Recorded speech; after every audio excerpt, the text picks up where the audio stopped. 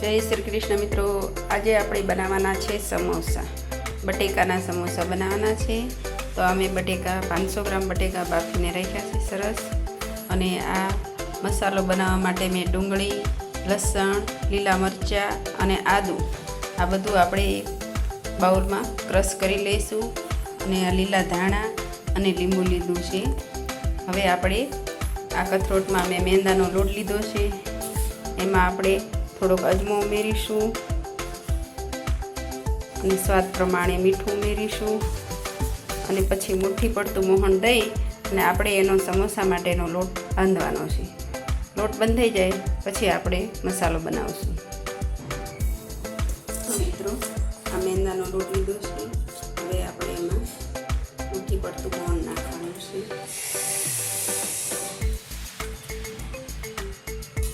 બે 3 પાવડા તેલ નાખીશું. પછી એનો સરસ રીતે લોટ બાંધવાનો છે.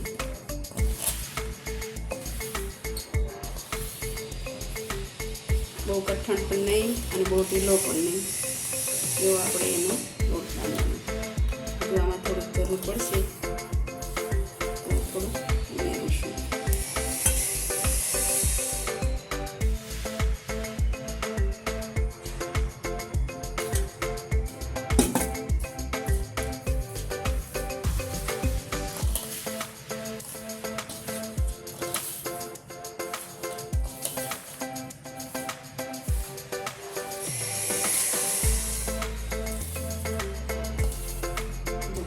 આવી રીતે મુઠ્ઠી પડે એવું આપણે મોણ દેવાનું છે.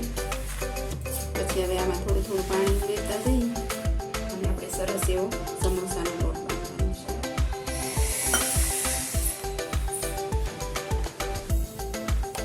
તો મિત્રો, લોટ આપણો સરસ બંધાઈ ગયો છે. હવે આપણે આને 10 થી 15 મિનિટ ઢાંકીને પડો રહેવા દેવાનો છે. ત્યાં સુધી આપણે આ બટેકાને ફોલી અને પછી એનો મસાલો બનાવી દઈશું. જો મિત્રો, મસાલાના વઘાર માટે તેલ મૂકી દીધું છે. હવે આપણે એમાં જીરું નાખીશું. પછી થોડીક હિંગ ઉમેરીશું. પછી આજે મસાલો ક્રશ કરીને રાખ્યો છે, આદુ, લસણ, ડુંગળી એ બધું ઉમેરીશું.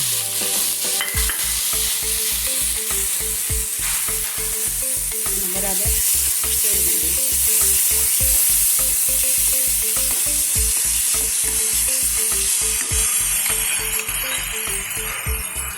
ધીમા તાપે આપણે આને સરસ ફેરવવાનું છે.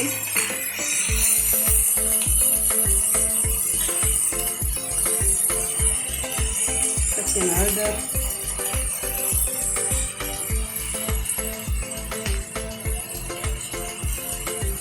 મીઠું,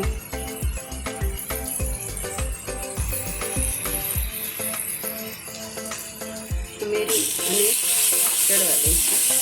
લાલ મરચું આપણે પછી ઉમેરીશું, નહીંતર એ બળી જશે.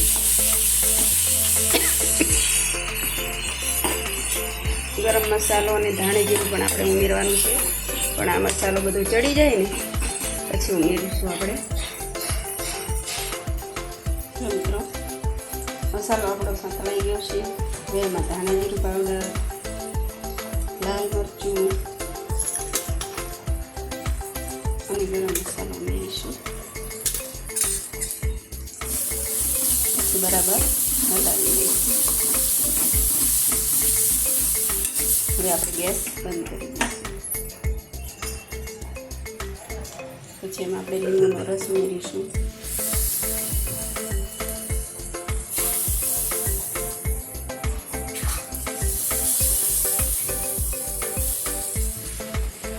થોડીક ખાંડ ઉમેરીશું. પછી બરાબર હલાવી લઈશું આ મિશ્રણને અને આ બટેકાના મિશ્રણમાં ઉમેરીશું અને બધું મિક્સ કરી લઈશું. જો મિત્રો, આપણે આ મસાલો એકદમ તૈયાર છે સમોસા માટેનો. આવી રીતે બધું મિક્સ કરી લેવાનું. ચલો, હવે આપણે મેંદાનો લોટ જે બાંધીને રાખ્યો છે એની રોટલી બનાવીશું અને પછી એમાં આ મસાલો ભરી દઈશું. મિત્રો, આપણે સમોસા માટે આવી રોટલી બનાવી નાખવાની છે. બહુ જાડી નહીં અને બહુ પતલી પણ નહીં. હવે એને વચ્ચે કાપો પાડીશું. પછી આમાં આપણે ડબિંગ કરી દઈશું.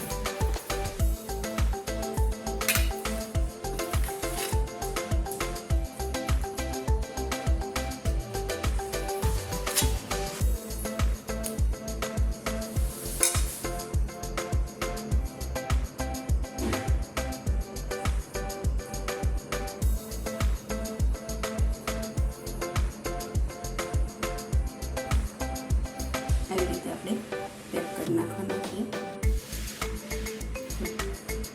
આપણા સમોસા એકદમ તૈયાર છે.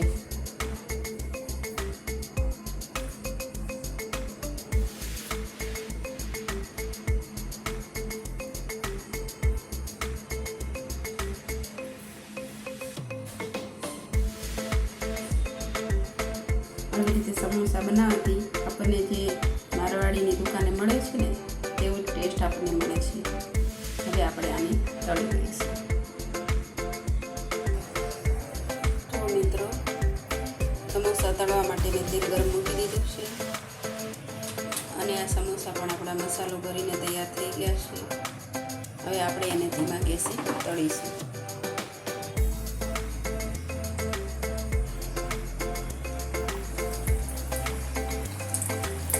સમોસા અંદર ઉમેરીશું અને એકદમ ધીમા તાપે આપણે એને ક્રિસ્પી થાય ત્યાં સુધી તળવાના છે.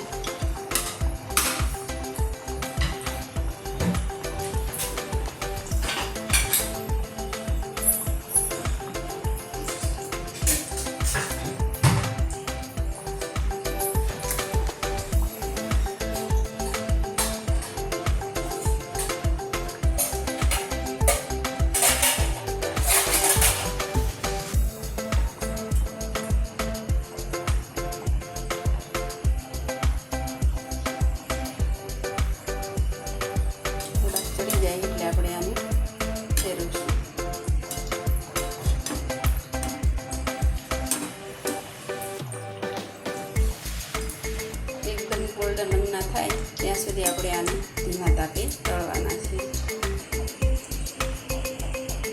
જો મિત્રો, સમોસા આપણા ગોલ્ડન અને ક્રિસ્પી એકદમ સરસ તળાઈ ગયા છે અને એકદમ સરસ કડક બન્યા છે અને ખાવાની પણ ખૂબ જ મજા આવે છે. ટોમેટો કેચઅપ અને ડુંગળી સાથે તે ખાવાની ખૂબ જ મજા આવે છે. તો તમે આ સમોસાની રેસીપી ઘરે જરૂરથી એકવાર બનાવજો અને ખૂબ જ સરસ બન્યા છે. જો